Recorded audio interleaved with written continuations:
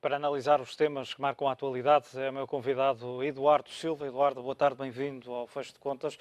Hoje, Martin Wolf fala num divórcio apressado em torno da Grécia e depois deste, eu diria, um alerta sério por parte do Banco Central do país, poderá o país estar, e concretamente a Grécia, perante uma grande depressão se sair da zona euro? Sim, evidentemente, a situação da Grécia neste momento, temos aqui um sistema bancário que está em praticamente uma bancarrota. Temos os depósitos em mínimos de 11 anos, incumprimento a níveis de 24%, portanto completamente incomportável. Estão com uma linha de crédito do Banco Central Europeu a tentar segurar, de certa forma, a liquidez. E essencialmente continuam com um problema que é o desemprego, principalmente o jovem, que continua muito elevado no país. Portanto, claramente não tem aqui grandes soluções nesta altura em termos de economia. Mesmo o próprio Tsipras, se calhar, pensava que neste primeiro semestre conseguiriam, com a recuperação da economia, balançar aqui um pouco certos pontos, como por exemplo a dívida relativamente ao PIB, que está nos 174,9%. Não aconteceu. Então, o que é que temos? Temos uma situação onde continuamos a gastar mais do que o dinheiro que entra na economia. Continuam a ter que se financiar e continuam a ter que se financiar a valores cada vez mais elevados, porque ninguém confia, principalmente quando eles não querem implementar nenhumas reformas estruturais. Não há aqui um outro peso para a balança. Sendo que o Claro. financiamento grego basicamente tem ocorrido a curtíssimo prazo e basicamente para repagar maturidades que atingem o seu período ao final de 6 meses, normalmente. Sim, exatamente, também porque não queremos, de certa forma, dar aqui um pouco mais de margem, porque estamos num ponto em que temos que tomar decisões. Então, obviamente, também há aqui um pouco um limitar da liquidez para a Grécia, para podermos, se calhar, criar alguma pressão e tentar-se começar a chegar a uma solução mais concreta sobre esta Há situação. aqui um ponto hoje, e nomeadamente declarações de Alexis Tsipras, que vem dizer que podem responsabilizá-lo pelo não redondo que vai dar aos credores.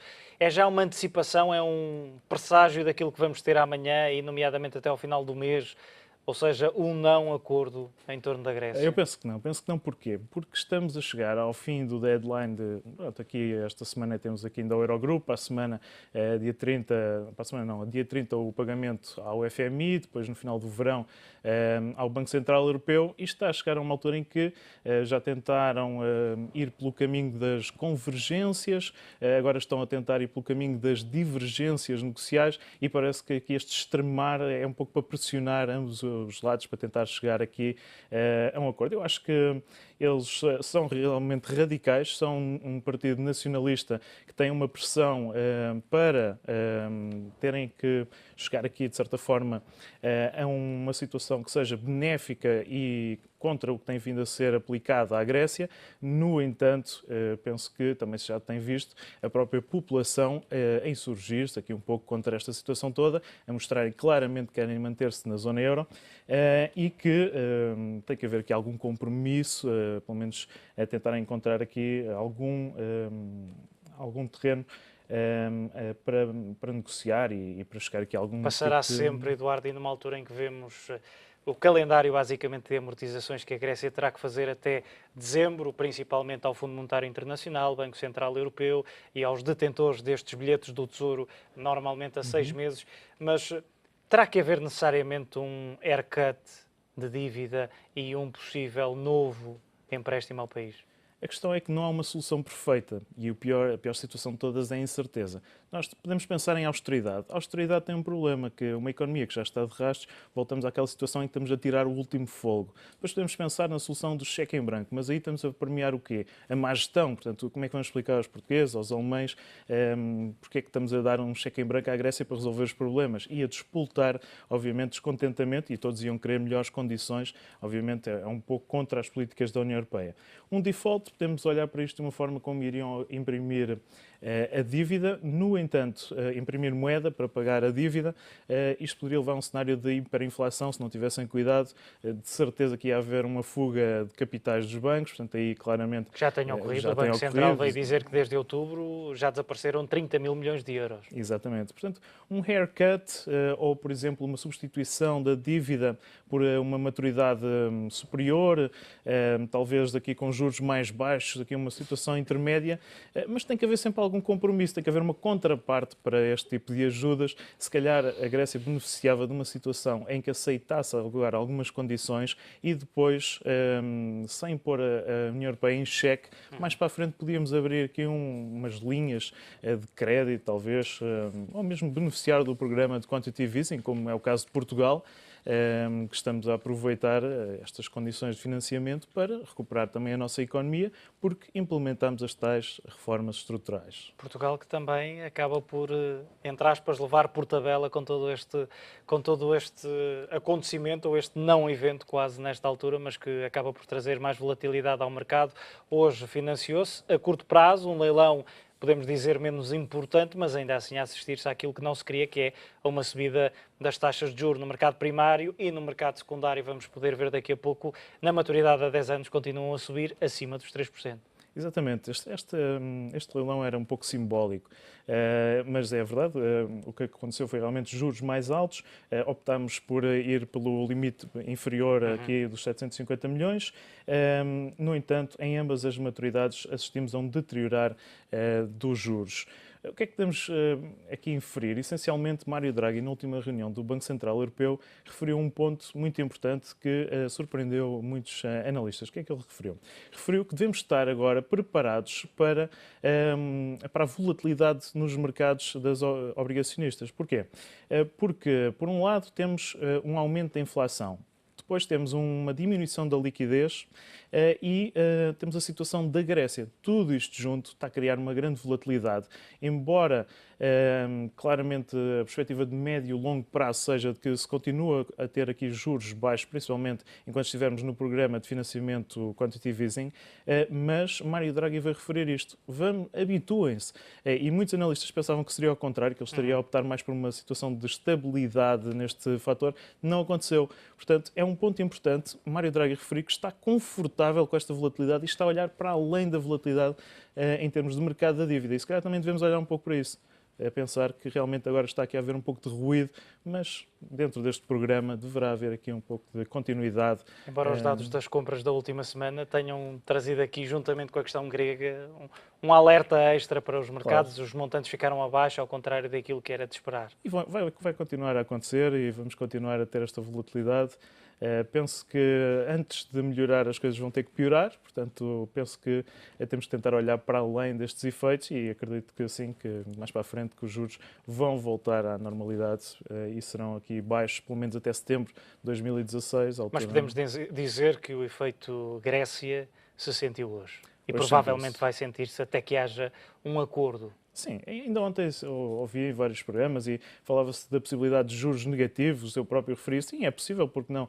As maturidades de longo prazo, claro que são muito mais afetadas pelas situações como a da Grécia, mas no curto prazo, até o final do ano, como o Passos Coelho referiu, é praticamente impossível. Nós temos uma almofada financeira, temos mais ou menos a situação assegurada. Agora, no longo prazo não é essa a situação e aí sim vê-se uma grande variação, deteriorar das condições de financiamento e lá está, Portugal a financiar-se a 1,5, a 1,7 é uma coisa, financiar-se a partir dos 3 para a frente é obviamente uma grande pressão também sobre o executivo. Se olharmos para as previsões de crescimento da economia, acabam por ser bastante abaixo desses 3%. Portanto. Exatamente. Principalmente, embora seja um crescimento que é 1,6 na última previsão, não é? Portanto, é um crescimento que até está acima da média da União Europeia, mas, obviamente, quando começarmos a ter que nos financiar a juros mais elevados, voltamos ao problema do PIB relativamente à dívida e aí, obviamente, há um deteriorar desse mesmo indicador. Eduardo, perante e atravessando o Atlântico, perante toda esta incerteza grega que acabou por abafar um pouco também este evento, poderemos ter uma surpresa vinda da Fed? Não vamos ter nenhuma surpresa, mas não obstante, vamos ter um dia especial. Porquê? Se a Fed planear aumentar as taxas de juros em setembro, tem que lançar já hoje as bases para esse mesmo evento. O guideline. Então, exatamente. Portanto, hoje ainda estava a ver um relatório da Reuters, em 70 analistas, apenas 2 acreditavam que havia a possibilidade de hoje haver um aumento das taxas de juros. Portanto, aqui a probabilidade é praticamente nula disso acontecer.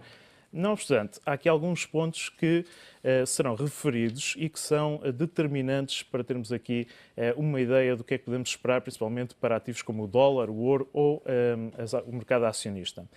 Portanto, um dos primeiros pontos é o PIB. Deverá haver uma revisão em baixa do PIB.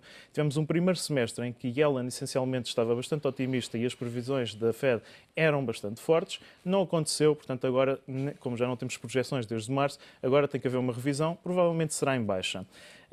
O valor mais extremista tinha visto aqui era do Deutsche Bank, em que essencialmente tinham referido 1,7%. Parece-me um pouco especulativo demais, talvez mais perto dos 2% seja um valor mais expectável. Depois, o segundo ponto que eu diria aqui que será bastante importante é o mercado laboral e a inflação. Aqui estará relativamente estável. Os valores têm saído em linha com o esperado, estão bons para permitir um aumento da taxa de juros. Talvez a inflação aqui um pouco mais de preocupação que baixe nos próximos tempos. No entanto, com o estabilizar dos preços do petróleo, penso que este ponto também estará coberto. Isto leva-nos a um próximo ponto, que é o dot plot. O que é que isto significa? Essencialmente, neste gráfico que a Fed vai nos apresentar, temos as expectativas para este ano, para o próximo, 2016. E a perspectiva até o final do ano é de que os valores dos juros estejam em 0,65. Bom, isso implica vários aumentos graduais nos próximos meses. Imaginemos que hoje sai que a próxima previsão é 0,25. Isso significa que estão a planear realmente ainda este ano um aumento, mas só mais para o final do ano. Isso seria, obviamente, bastante preocupante. As yields iriam, obviamente, cair, a moeda também, e o mercado acionista ia aproveitar com a perspectiva de financiamentos a preços baixos durante mais tempo para disparar em alta. Tirando isto, só para terminar, há aqui mais um ponto que é importante, que é a unanimidade. Até o momento temos tido... a unanimidade dos governadores. Exatamente, as votações.